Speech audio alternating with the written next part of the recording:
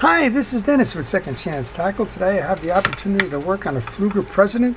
This model is the 6935. It's a 35 size reel, 10 ball bearings, beautiful reel, kind of top of the line Pflueger. And well, we're going to show you how to take this reel apart, how to service it, how to keep it fishing for a long time to come. Well, if you like these types of videos, I want to encourage you to subscribe to my channel. If you do subscribe to my channel, please use that notification button. That's going to let you know when I post. I try to post frequently, what I post, and well, you can take a look and see if that's a video that you're interested in. I work on all kinds of fishing reels, and my goal is to show you how to keep those reels fishing and how to show you how to do it yourself. So if you like that, I would encourage you to subscribe. I'm going to service the spool in a little bit, but I did notice some dirt underneath there, so I wanted to clean that right away. I'm going to set that off to the side. One of the things that I recommend that you do as you service fishing reels is to take pictures along the way. Go get the schematics, understand where this fishing reel or how this fishing reel was made, so that you can figure out how to service it. And one of the things I like to do on these reels is to check this side cap. Even though it wasn't spinning, even though it's over tightened, I do like to make sure that that handle does not have a screw here that would prevent me from removing it and actually cause me to harm the gear if I thought that this was a screw off handle, and it wasn't. So one of the things that we'll do now is remove that handle. You do that by turning the handle in the opposite direction of the retrieve method, and then we can get started by well, removing the pieces so that we can get to the inside of the case. Take a picture here. You have a spool shim, a washer, a bearing, and a click ratchet, and they should all just pull right off, which is what I just did there. So here you go. Teflon washer, metal washer, bearing, click ratchet. That's the order of it. When I take the pieces and parts off, I put them into a parts tray. I use a fast food container as my parts tray, but make sure that you have a system for organizing the pieces and parts you're going to remove, so that when it comes time to reinstall, you know where they are. I'm recommending the pictures, which I did earlier. Use your camera, use your cell phone, use your image capture device, whatever that may be, and well, that's going to tell you or enable you to see where you took them off from, the orientation of those pieces and parts, and well, kind of how they go back together again should you get lost along the way. This is an 11mm nut, and this one comes off in the traditional counterclockwise or lefty-loosey manner. They don't all do that, so be careful as you do that. This has got a cap that you can't over tighten, famous last words, but one that's appreciated. And then you have a little plastic ferrule here that may or may not come out when you remove the rotor. Noticing that there's a lot of dirt inside the rotor cap here. I'm going to take care of that. I'm going to use a penetrating oil as a cleaner, and I'm going to use just a paper towel to clean up the dirt. There was a lot of dirt under that spool. There's a fair amount of dirt here. So let's take care of that. Pflueger President is the top line of the Pflueger reels. It's a nice reel. This one's got 10 ball bearings in it. While I have the rotor off, I'm going to check. I'm going to use that penetrating oil on the seams where those bail arms connect to the rotor. I'm also going to use it on the line roller. That will help this continue to operate smoothly. There is a little arm underneath here that forms the bail trip lever. You can put a little bit into that seam as well. And you'll see when you open up the bail, that little metal piece comes down. It will then ride on a ramp. This ramp right here, and that will cause it to drop. This has got an override to it, so that you can turn the reel backwards if you like to do that. And the rest of it is basically a bearing and an anti-reverse clutch. With this off, now I can remove the lower case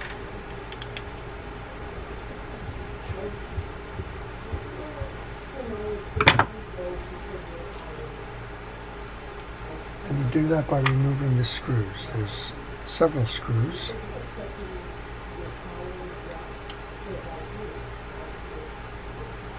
I'm thinking these two screws probably hold that bump shield in.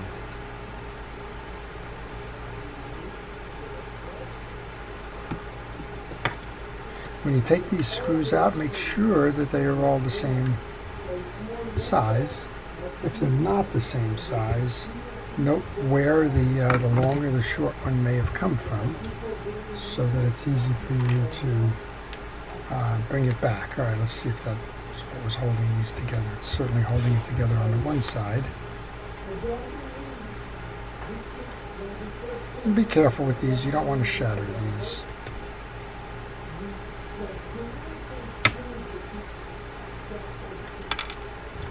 Okay, it's a two-piece.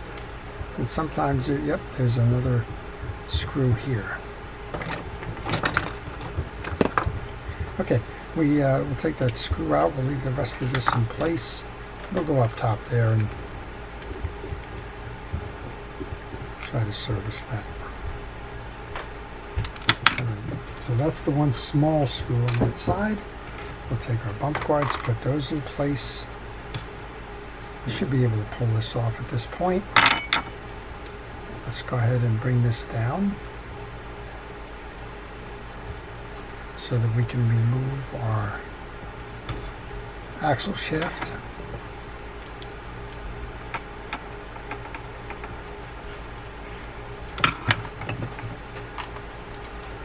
Hold the crosswind block. Once you do that, pull out on your axle shaft.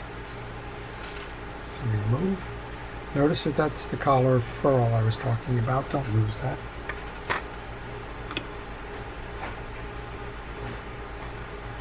We can remove the main gear now. Crosswind block. Crosswind gear. Crosswind gear's got a little screw holding it in. So you can see how this is a well-made wheel. There's a screw and a washer underneath here.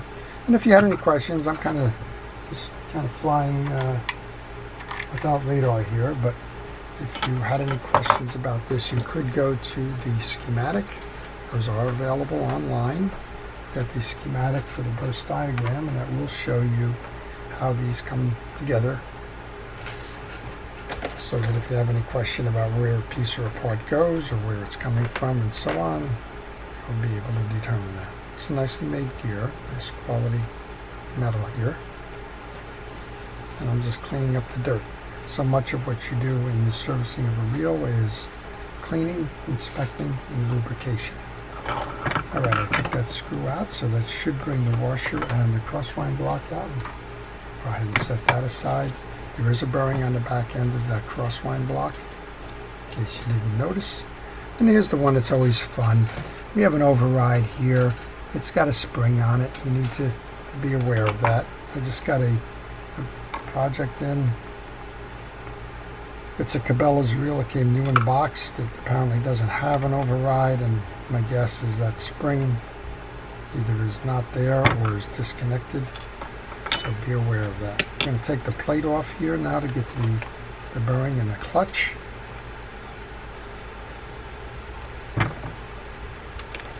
I've just taken that spring off while I was doing that. You can see it's attached to that little blue lever. Be careful with those. On the corner for a box there. Take a picture here. It's easy to invert this plate.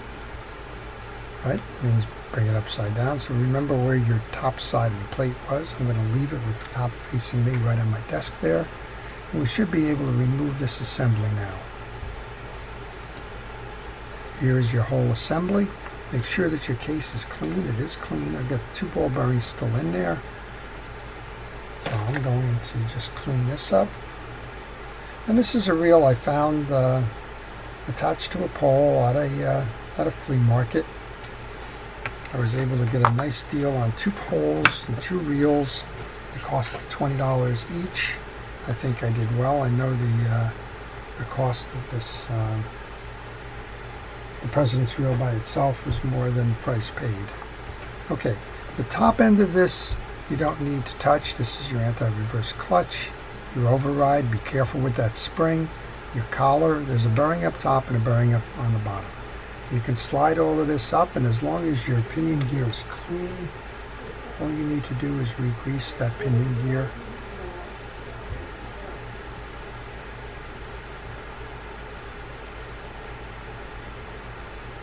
I'm going to put a drop of oil onto the bearing below.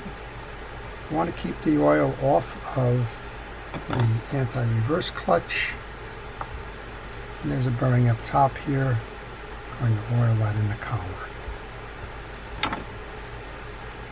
When you go to reinstall now, you need to make sure that your blue piece is to the outside, and there's two wings here that go into the slots in the cases as you bring that down.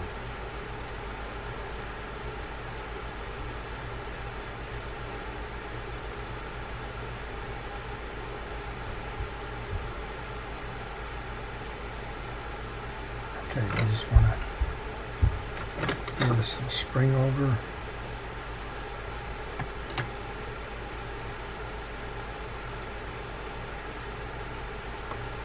And this is always the fun part, reattaching that spring. Somewhere around here I have a safety pin.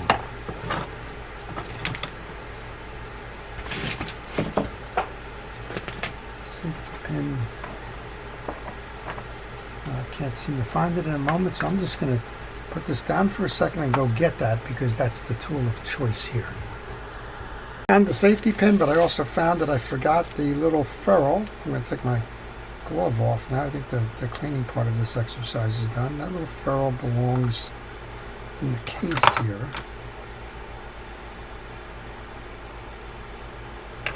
And that needs to go in before you can put the other pieces on.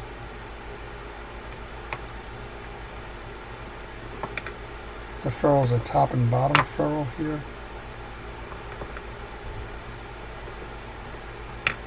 And it needs to seat in there like that. Now we can bring the piece back in. Look for your slots. Make sure that your little blue hook is set. And make sure that that spring is still on there. It's part of the nerve-wracking exercise with this.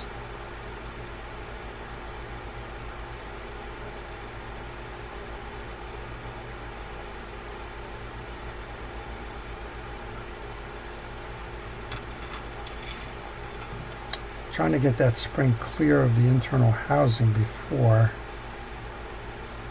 I bring this all the way down and in.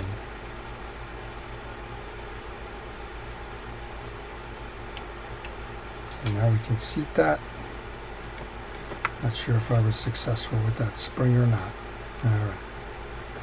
A pin is the best thing for me to use in this situation. You have a spring that's got the one hook on the one side.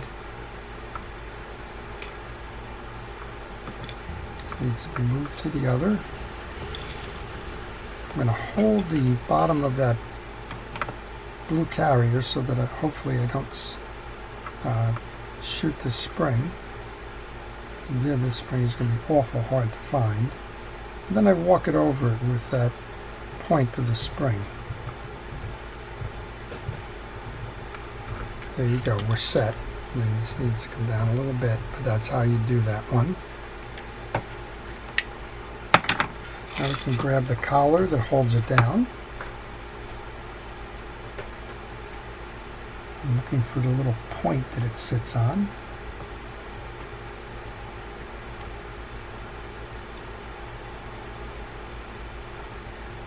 Once you align that, get the 3 screws. Tie this down. One of the things we didn't note on this is that there is a shim washer that's already on the pinion gear on top of that last bearing. I did not remove that when I oiled that bearing, but you need to know that it's there, so that if you did take that off, you know where it goes back to. Well, whenever I see these Pflueger reels come up for sale, like I found at this flea market attached to a rod, I always go for them. So if you look at the pen lineup, or pure fishing lineup. Van Staal is at the top of that. They acquired that about 2 years ago from Quantum Zebco. They also acquired Finor, but I haven't seen any new Finor reels come out since Pure Fishing purchased them.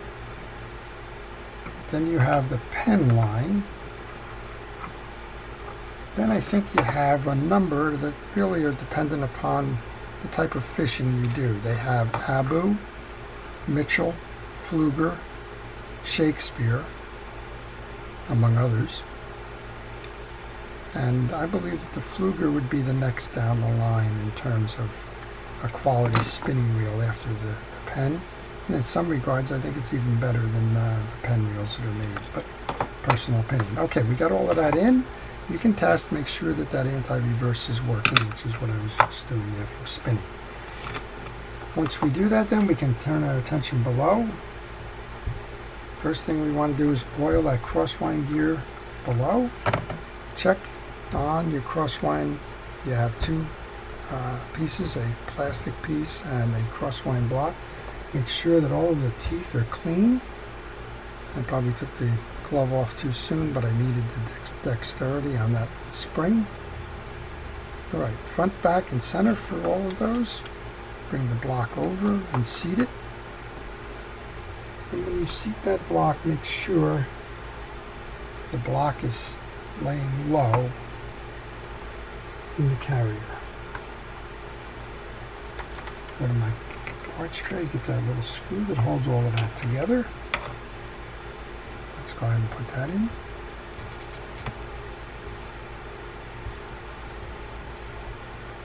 And once you put that in as a tie down, make sure that your crosswind block spins. Sometimes you trap that washer and well, it just doesn't spin right. Alright, next up we can bring the main gear in. We've cleaned that, so all we really need to do here is just kind of grease it up.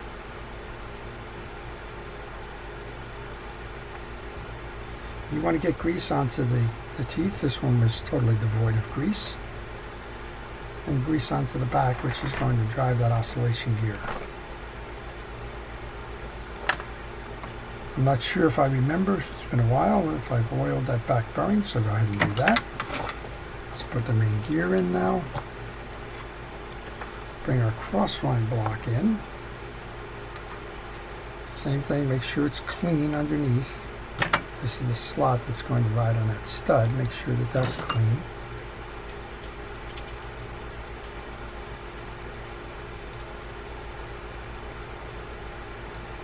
And then we can put some fresh grease in there.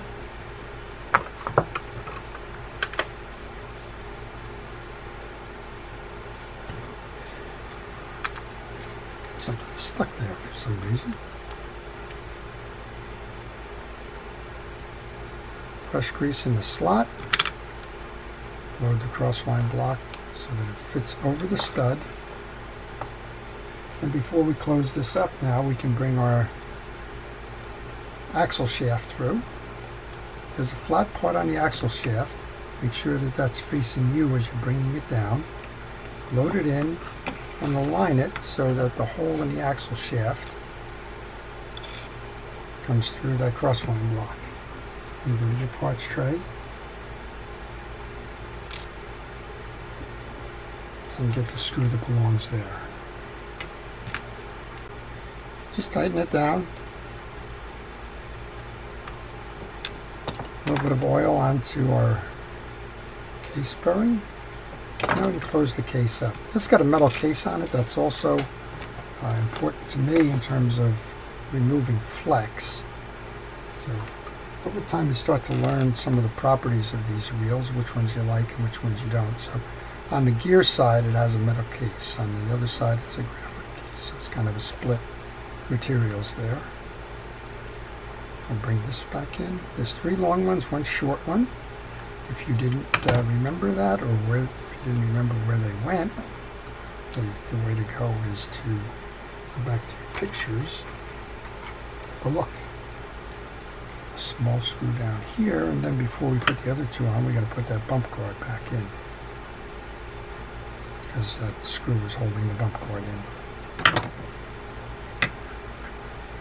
we can put the one up top here. Nice reel overall. Can't wait to use it. So I'll be taking my grandson out fishing in the coming week or so. We'll put this on a rod and we're going to see how it does. Put it right back on the rod that we got it on. It came with a Shakespeare ugly stick. We're going to put it right back on and see how it did. Alright, here's your carrier. Make sure that it all snaps together, and then you can put that last piece. Looks like I got to do a little bit of an alignment here. Pull that in.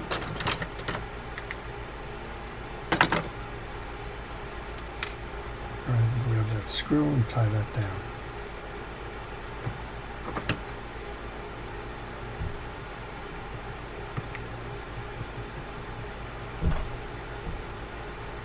Okay, that's the bottom end of the case. You can turn it all if you like. Make sure everything feels right to you. Make sure you see that spring in the right place. Let's go ahead and bring that rotor back up and on. And sometimes that top ferrule will get in the way.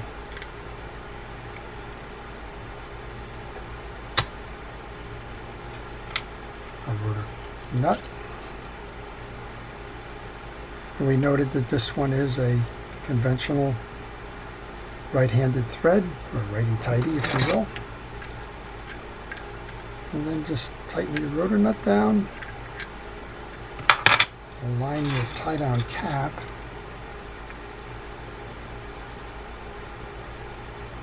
And then head to the parts tray for that tie-down screw.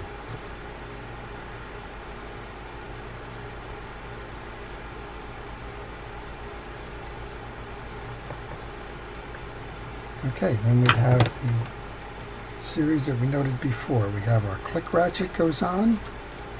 That's going to make the noise when the reel back pedals. We have a top and bottom washer for our bearing. We have a Teflon washer and another. And that's ready for the spool, but before we put the spool on, we do want to check the drag system. Now again, this was purchased at a flea market. We see there's a lot of dirt in here. We don't know the type of the drag or the condition of the drag, so you certainly don't want to take it out fishing without doing your work here. These have felt washers in them. There's nothing wrong with felt washers in them. A lot of manufacturers, including Shimano and Penn, use these. But they do need to be kept greased and lubricated, otherwise they have a tendency to rip on you. So if you have a felt washer, make sure that you're keeping that